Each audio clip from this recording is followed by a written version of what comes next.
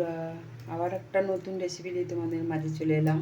তো দেখতে পাচ্ছ এখানে তেল দেওয়া হয়েছে এক ফোঁটা, আর এই দেখো পাঁচফোড়ন দিয়ে দিলাম, শুকনো লঙ্কা একটা দিয়ে দিলাম। দেখো কড়াইয়ে তেল রয়েছে যেহেতু, দেখো পাঁচফোড়ন দিয়ে দিলাম, দেখতে পাচ্ছ। আর এদিকে দেওয়া আছে দেখো আমড়াটা, আমড়া রেসিপি হবে। তো দেখো বন্ধুরা, নুন হলুদ দিয়ে দিলাম। এদিকে দেখো পেঁয়াজ,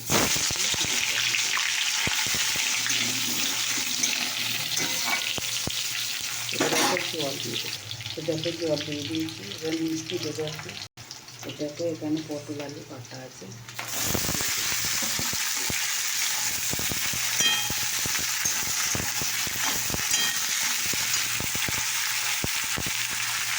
এরকমই বলে দিলাম পরিমাণ মতো, আমি যেমন নুন খাই তেমন দিই। এবার নাড়াচাড়া করবো। তো দেখো আমি নুন হলুদ দিয়ে নাড়া হয়ে গেছে।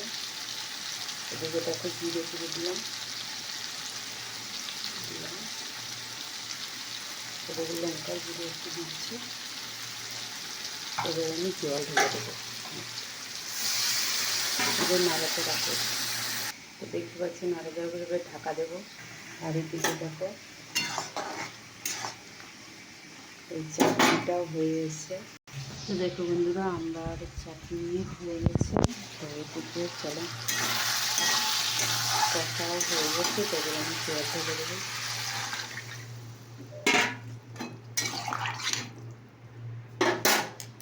তো দেখো বন্ধুরা, তটা গরম হয়ে গেছে। এদিকে দেখো আলু ভাজা আছে, এবার বড়া হবে। দেখো দেওয়া হয়ে গেছে। তো দেখো বড়াটা উল্টানাও হয়ে গেছে।